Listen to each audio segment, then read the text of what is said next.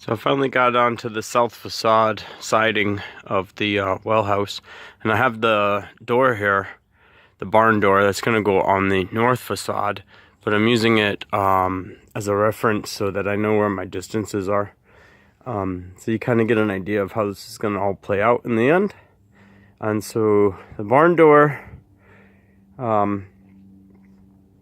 is the three-part side to the north facade, but we finally got the clapboard siding up on this side, and we're shooting video the whole time. I promise. We're working on replacing the editing computer, but this is what it's gonna look like, and I think I'm pretty stoked with it.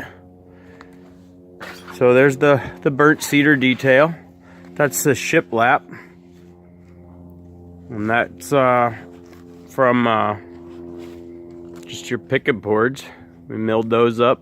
They're sealed with boiled linseed oil. And then a couple other details that we have going on here. So for our trim boards, we're going with full 2x4. And that's to give us the extra profile on the edge. But a couple cool things that had happened on this was as we were looking for the materials and looking for sourcing our cedar shake, we lucked up upon some beveled cedar siding. So what ended up happening was, for my first 3 courses of my shake, instead of them being double shake to repel water, we have almost full runs. You can see right in the middle there's a joint, but the first 3 courses are solid backed cedar bevel siding. So I know we have impeccable water sealant there, and it does another thing. So we have we went with 4.5 inch exposure, 4-inch exposure roughly, 16-inch shingles, and so basically you get you double that up, because each shingle is going to go from there up to the 3rd course, so you double them up. But the cool thing with doing it this way, as you see with this solid beveled cedar, is there's one behind here as well. So we know that these first 3 are completely protected, because there's virtually no way water can get behind there.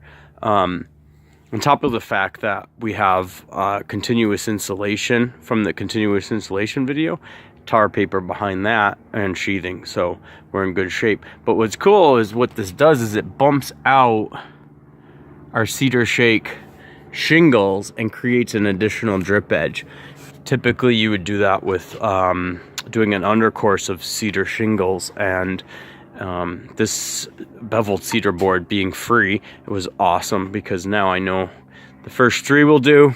I almost did the whole south facade this way, but I decided I'll do the first 3, because this windowsill basically represents 45-degree rain penetration, and the eaves, again from another video, the eaves are calculated by the azimuth of the sun for both summer shade and winter gain. So that's what's going on there, and hopefully we'll have this south facade wrapped up this weekend. But anyway, thanks for watching, and keep on keeping on, because we got some more videos coming out as we get the computer up and running for editing.